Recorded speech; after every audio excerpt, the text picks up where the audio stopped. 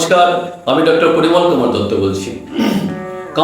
কামাখ্যা মন্দিরের সবচেয়ে বড় উৎসব অম্বুবাচী। অম্বু মানে জল, বাচী মানে বলা, অর্থাৎ পৃথিবী যখন ঋতুমতী হয় সেই সময়ে কেউ অম্বুবাচী বলা হয়। সাধারণত আষাঢ় মাসে 6-7 তারিখ থেকে 10-11 তারিখ পর্যন্ত যে সময়টা পড়ে সেই সময় অম্বুবাচী হয়। অম্বুবাচী সম্পর্কে কিংবদন্তি আছে বা এক রহস্যময় কাহিনী আছে। এই সময় মার যে জনিপীঠ, কামাখ্যার যে জনিপীঠ, সেটা রক্তাক্ত হয়ে যায় 3 দিন। সেই সময় এই 3 দিন পুজো পাঠ সব বন্ধ থাকে।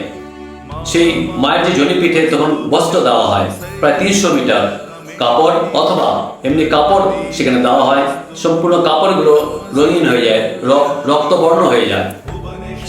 এর বিশ্বাস আছে এই 3-4 দিন সম্পূর্ণ পুজো পার্বণ সব নিষিদ্ধ থাকে কামাখ্যার।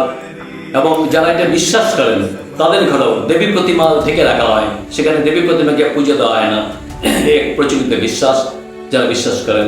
বিশেষ বিধবা যারা আসে তারা সে সময় ফল খেয়ে থাকেন, তাদের বিশেষ করে তাদের অনেক নিয়ম পালন করতে হয়। তারপরে কৃষি, চাষবাস, মাটিতে কোনো গাছ এগুলো লাগানো নিষেধ আছে। যারা ব্রহ্মচারী, যারা সন্ন্যাসী, তারা এই দিনগুলোকে অত্যন্ত পবিত্র হিসেবে গণ্য করেন।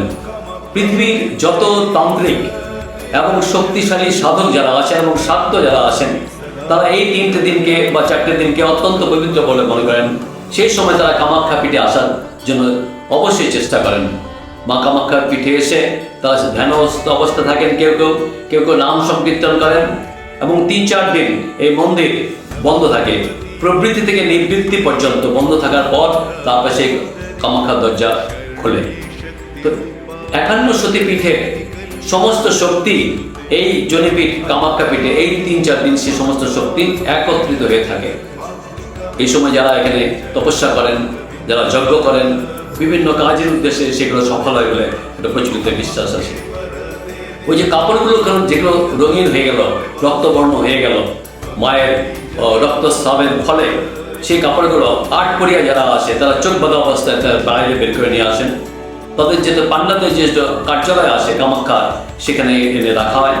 তারপর সেগুলো ছোট ছোট কাপড়ের টুকরো করে ভক্তদের তাদের বিতরণ করে। এবং এই কাপড়কে বলা হয় অঙ্গবস্ত্র। খুব শক্তিশালী। দেশ বিদেশের অনেকে এই কাপড় নিয়ে যান।